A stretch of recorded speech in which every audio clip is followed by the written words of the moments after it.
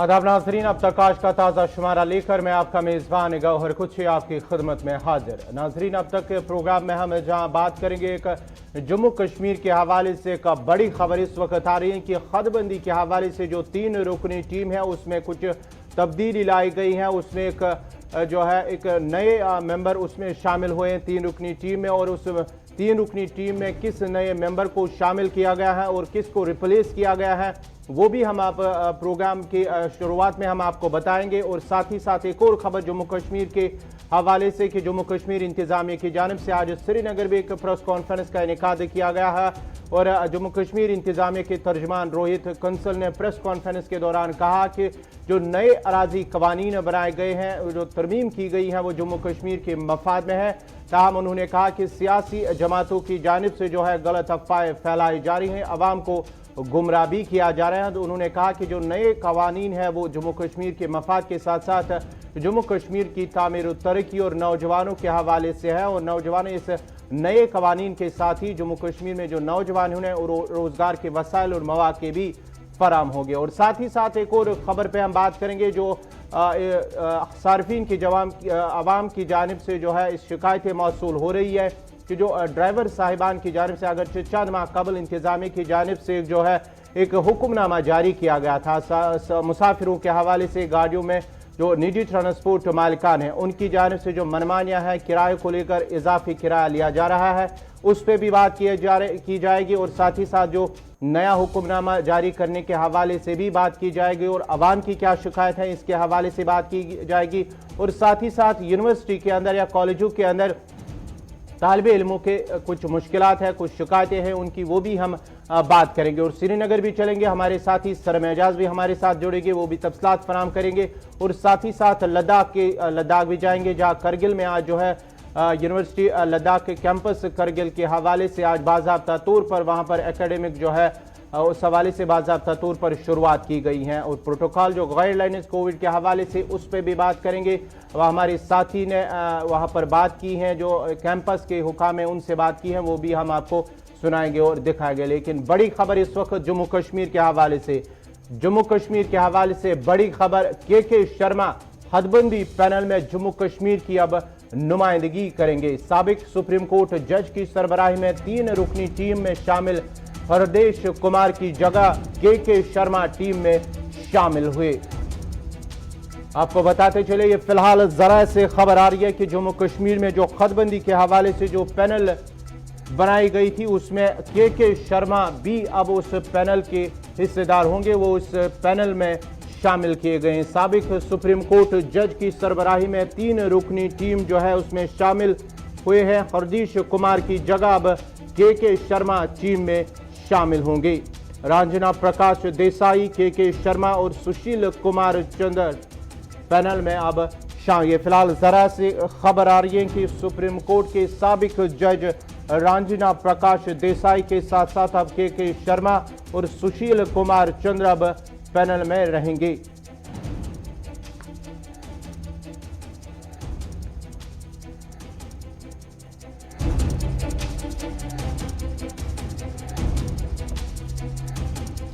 इस खबर पर मजीद तफसीलात के लिए सीधा श्रीनगर चलते हैं, बराह रास्त जुड़ चुके हैं सनम एजाज। सनम, एक बड़ी खबर जम्मू कश्मीर के हवाले से, के शर्मा अब हदबंदी की टीम में उन्हें शामिल किया गया, जिसे हाल ही में जम्मू इलेक्शन कमिश्नर बनाया गया था। इस हवाले से बड़ी खबर इस वक्त जो जराए से आ रही है कि के शर्मा अब हदबंदी की टीम में शामिल होंगे। देखिए, बिल्कुल गौहर, के शर्मा रियासत के लेफ्टिनेंट गवर्नर के मशीर थे पिछले हफ्ते तक, और पिछले हफ्ते ही अचानक एक ऑर्डर निकाला गया था जिसमें उन्हें इलेक्शन कमिश्नर जम्मू कश्मीर बनाया गया था। और इलेक्शन कमिश्नर बनाने के बाद आज सरकार ने एक और फैसला हुक्मनामा जारी किया है, और हमें जराइस ने यही बताया कि के शर्मा जो जम्मू कश्मीर में हदबंदी कमीशन जो लागू हुआ है, जो पैनल बनाया गया हदबंदी कमीशन का साल मार्च 2020 में, उसमें अब वो उन्हें शमूलियत जगह दी गई है। हृदेश कुमार जो उसमें पहले मेंबर थे उनको वहां से हटाया गया, यानी हृदेश कुमार को रिप्लेस करते हुए के शर्मा जो है डिलिमिटेशन पैनल जो है उसके मेंबर बनाए गए। ये डिलिमिटेशन मेंबर जो है पैनल जो है ये रंजन प्रकाश देसाई जो साबका सुप्रीम कोर्ट जज है उसकी सरबराही में है, और इस पैनल में इनके साथ दूसरे मेंबरान भी हैं। और जम्मू कश्मीर कि ये जो पैनल है ये जम्मू कश्मीर की जो असेंबली सेगमेंट से उनकी हदबंदी करेगा, उसके साथ साथ जो 5 पार्लियामेंट के निशस्तें, पार्लिमानी निशस्तें जो कि पहले 6 हुआ करती थी लेकिन अब लद्दाख अलग हो चुके, तो जम्मू कश्मीर के जो 5 पार्लिमानी निशस्तें हैं उसको ये हदबंदी उसकी करेंगे और उस हदबंदी में कहां से किस तरह से ये जो है पैनल जो है नई इसमें हदबंदी करते हुए असेंबली सेगमेंट्स को बनाएगा। और आपको बताएं कि शर्मा जम्मू कश्मीर के लेफ्टिनेंट गवर्नर के मशीर थे और आज शाम को ही सरकार ने फैसला लिया। कुछ तब्दीलियां भी कश्मीर में हुई हैं लेकिन उन तब्दीलियों से हट के अगर देखा जाए तो वो एडमिनिस्ट्रेटिव लेवल की तब्दीलियां, लेकिन ये जो तब्दीलियां ये हदबंदी कमीशन में इंक्लूजन है के शर्मा का और हृदेश कुमार जो हैं उनको वहां से रिप्लेस किया गया है। सनम, आप हमारे साथ बने रहे। एक और खबर है जम्मू कश्मीर इंतजामिया के हवाले से, जहां नए अराजी कवानीन को जम्मू कश्मीर बराए फरोख्त करार देना गैर जरूरी। रोहित कंसल की जानिब से आज जम्मू कश्मीर इंतजामिया ने जहां जो प्रेस कॉन्फ्रेंस श्रीनगर में मुनक्किद की, उस सिलसिले में तर्जमान रोहित कंसल ने कहा कि नए अराजी कवानीन जम्मू कश्मीर बराए फरोख्त करार देना गैर जरूरी है। उन्होंने पुराने अराजी कवानीन को अवाम दुश्मन करार दिया है। उन्होंने कहा कि नए अराजी कवानीन के तहत 90% अराजी को मुकम्मल तहफ़्फ़ुज़ फराम है। नौजवानों के लिए वसाइल और मौक़े पैदा होंगे, ये रोहित कंसल का कहना है। उन्होंने कहा कि मरकजी सरकार की तरफ से जहां जम्मू कश्मीर में अराजी कवानीन में तरमीम की गई, जिसके बाद जम्मू कश्मीर की सियासी जमातों और अवाम में तशवीश पैदा हुई, वहीं पर आज उनकी जानिब से एक प्रेस कॉन्फ्रेंस के दौरान जो पैदाशुदा तशवीश अवाम के अंदर है सियासी जमात, उन्होंने बाज़ाब्ता तौर पर कहा है उस जो है पैदाशुदा तशवीश उसको दूर करते हुए कहा कि गलत फहमी लोगों के अंदर है उसको दूर करने की कोशिश की है। सीधा सरम एजाज के पास भी चलेंगे। सरम एजाज आज उस प्रेस कॉन्फ्रेंस में मौजूद थे। सरम, आज जो प्रेस कॉन्फ्रेंस में आपने वहां पर मौजूद थे, क्या कुछ रहा आज की इस प्रेस कॉन्फ्रेंस? उन्होंने कहा कि अवाम के अंदर या सियासी जमातों के अंदर जो गलत फहमियां पैदा हुई है उसको दूर करने के हवाले से इस प्रेस कॉन्फ्रेंस का भी आगाज किया गया था। देखिए बिल्कुल गौहर, ये प्रेस कॉन्फ्रेंस थोड़ा साफ करना चाहूंगा, प्रेस कॉन्फ्रेंस जम्मू में थी लेकिन कश्मीर के मीडिया को इस प्रेस कॉन्फ्रेंस में भी ऐड किया गया था और इंटरनेट के जरिए यानी जो वाइबर नेट होता है उसके जरिए कश्मीर के मीडिया को इस प्रेस कॉन्फ्रेंस में भी ऐड किया गया था। लेकिन बदकिस्मती ये रही कि कश्मीर के मीडिया के किसी भी सवाल को या कश्मीर के मीडिया को एंटरटेन नहीं किया गया। हाँ, वो अलग बात है, इस मीडिया कॉन्फ्रेंस में ज्यादा सवाल जो है वो जम्मू के ही मीडिया ने पूछे। कश्मीर के मीडिया को आज यहाँ पे करीबन 1 घंटा जो प्रेस कॉन्फ्रेंस हुई तमाशाई बने रहे, सुनते रहे लेकिन सवाल जवाब का मौका नहीं आया। लेकिन इस प्रेस कॉन्फ्रेंस को जहां तक हमने सुना और इस प्रेस कॉन्फ्रेंस का जो अखज हम कर सकते हैं, इस प्रेस कॉन्फ्रेंस में रोहित कंसल ने बताया कि आपको याद होगा, हमारे व्यूअर्स भी जानते हैं कि पिछले कुछ दिनों से कश्मीर में बड़ा विवाद चल रहा है लैंड रो जिसे हम कह सकते हैं। जो नया लैंड एक्ट बना गया है उस पर विवाद चल रहे हैं। फारूक अब्दुल्ला के फर्जंद उमर अब्दुल्ला ने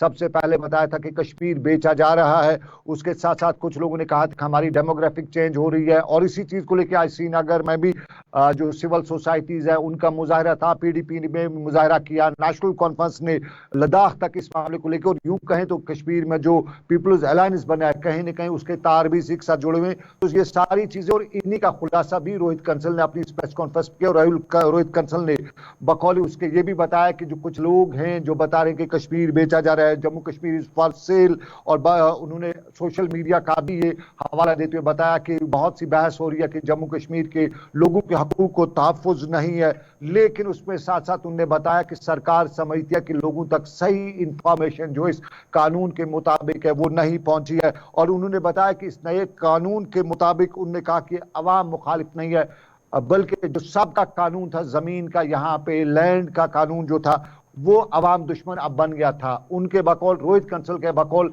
जो सबका कवानीन थे वो तब की जरूरत थी और इस वक्त नए कवानीन की जरूरत है। और उन्हीं नए कवानीन को सामने लाते हुए, ये जो नई सिचुएशन को सामने लाते हुए ये नया कानून जो है, ये नए कवानीन है, ये सामने लाए गए और पिछले कवानीन हस्ब जरूरत और एक खास मकसद के ही तहत ही बदले गए हैं। और उन्होंने ये भी कहा कि पुरानी उन्हें हवाला देते हुए बताया कि पिछले कवानीन में हजारों कनाल जमीन जो है वो बेनामी रखी गई थी, उसको ना कोई फरोख्त कर सकता था, ना उसको कोई जमीन मुंतकिल कर सकता था। उसने ये सब कुछ इस लगभग 45 मिनट की प्रेस कॉन्फ्रेंस में खुलासा किया। जम्मू के डिविजनल कमिश्नर भी इस प्रेस कॉन्फ्रेंस में थे और फाइनेंशियल कमिश्नर रेवेन्यू भी पवन कोतवाल भी इस प्रेस कॉन्फ्रेंस में थे। उन दो ने बात तो नहीं की, सारी बातें रोहित कंसल ने की, लेकिन रोहित कंसल से इस प्रेस कॉन्फ्रेंस के बाद जब यहाँ पे इस प्रेस कॉन्फ्रेंस की बहस पे बात हुई, लोगों ने मीडिया में बात होना शुरू हुई, तो अक्सर लोग इस जमीन के कानून में कुछ और नुकात के साथ साथ एक बड़े नुक्ते पे ऐतराज कर रहे थे। और हमें भी बताया जा रहा था कि अगर हमारा मौका मिलता है हम सरकार तक ये बात पहुंचा सकते हैं, क्योंकि रोहित कंसल ने कुछ जब बताया कि यहाँ पे कानून बनाया गया है कि नई जमीन जो है, एग्रीकल्चरल लैंड जो है, वो किसी को भी ट्रांसफर नहीं की जाएगी, सिर्फ एग्रीकल्चरिस्ट जो होगा और वो जम्मू कश्मीर का एग्रीकल्चरिस्ट होना चाहिए। ये उसने डिफाइन किया, क्योंकि ऑर्डर में डिफाइन नहीं है, लेकिन उन्होंने यहाँ पे बताया कि इस तरह का है कि एग्रीकल्चरिस्ट जो है वो जम्मू कश्मीर का एग्रीकल्चरिस्ट होना चाहिए, उसी को जमीन एग्रीकल्चरल लैंड ट्रांसफर की जा सकती है। 10% के करीब उन्होंने बताया कि 90% जमीन जो एग्रीकल्चरल लैंड है उसको कोई हाथ नहीं लगा सकता है।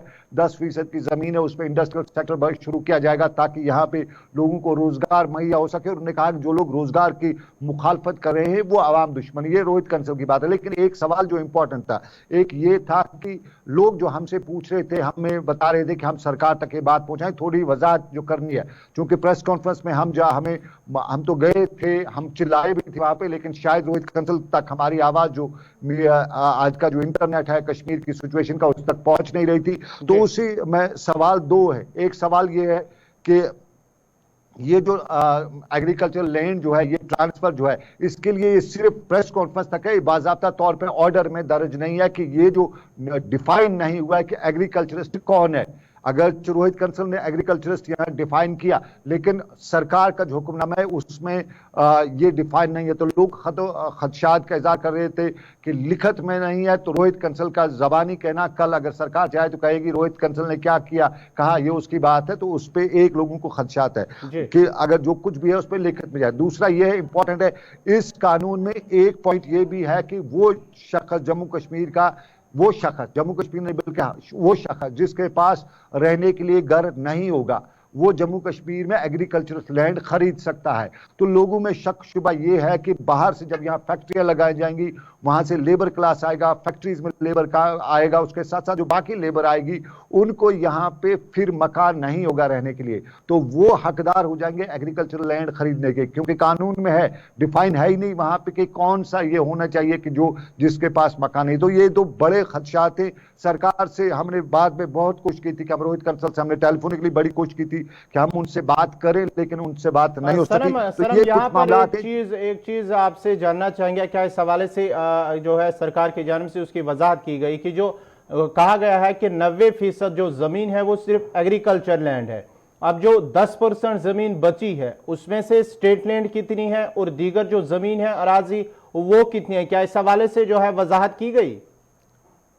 देखिए, इस हवाले से कोई वजाहत नहीं की गई, और ये भी जो है तमाम डिस्ट्रिक्ट जो डेवलपमेंट कमिश्नर से उनको अहकाम जारी किए जा चुके हैं कि वो जितना भी यहाँ पे लैंड रिकॉर्ड्स है, लैंड में कितनी घासचराई है, कितनी स्टेट लैंड है, कितनी कस्टोडियन लैंड है, कितनी दूसरी लैंड है, इस सारी लैंड को 2 महीने के अंदर अंदर नोटिफाई करके अपनी सरकार की जो NIC की जो वेबसाइट है उस पर डालें ताकि लोगों को सब मालूम हो जाए। ये बाद का काम है। लेकिन आज की इस प्रेस कॉन्फ्रेंस में लोग एक चीज का खुलासा चाहते थे कि ये जो यहाँ पे जहां सरकार ने बताया कि सिर्फ 10% ही लैंड है वो इंडस्ट्रियल सेक्टर के लिए इस्तेमाल की जाएगी, और एग्रीकल्चरल लैंड कोई खरीद सकता नहीं है, सिर्फ खरीदेगा वही जो एग्रीकल्चरिस्ट होगा। तो वहां पे ये साफ नहीं है कि जो जिसके पास मकान नहीं होगा वो जमीन एग्रीकल्चर लैंड खरीद सकेगा। लेकिन क्या वो जम्मू कश्मीर का होना चाहिए या वो मुल्क की किसी भी रियासत का, वो बाहर का? तो ये एक बड़ा सवाल है, और इसमें लोग कह रहे थे कि नून में सरकार ने नुक्ता रखा है, कहीं न कहीं सरकार की मंशा कुछ और है,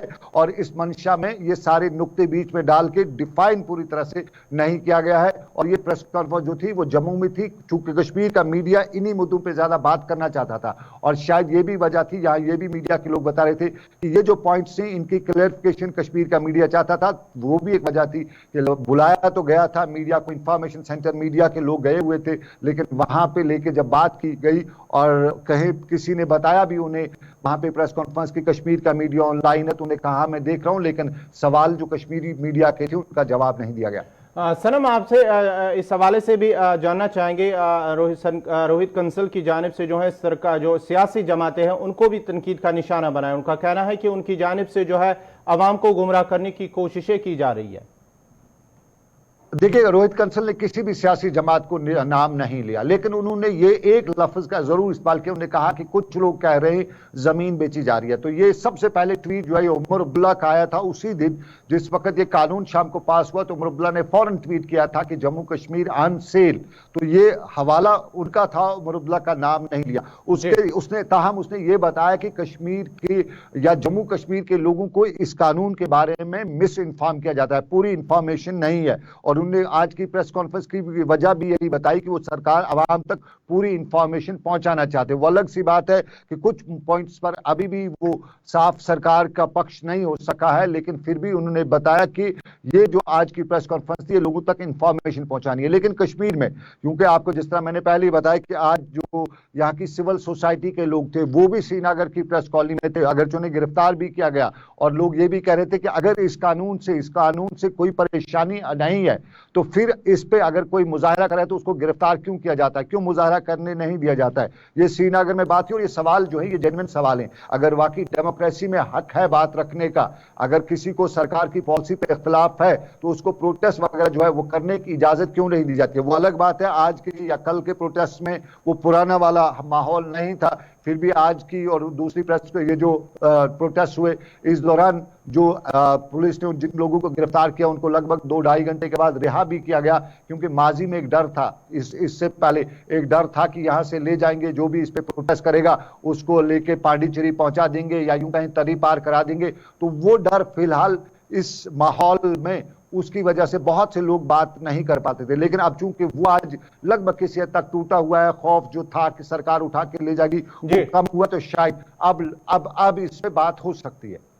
सनम, आप हमारे साथ बने रहे, मजीद खबरें हैं उन पे आपसे तफसीलात जानने की कोशिश करेंगे, तफसीलात लेंगे। लेकिन यहाँ पे तिजारती वक्फा लेंगे, वक्फे के फौरन बाद वापस आएंगे तो बात करेंगे ट्रांसपोर्ट के हवाले से। जो मुसाफिरों की शिकायत है, आम लोगों की शिकायत है कि उनसे इजाफी किराया वसूल किया जा रहा है, उस पर बात करेंगे। लेकिन यहाँ पे छोटा सा तिजारती वक्फा।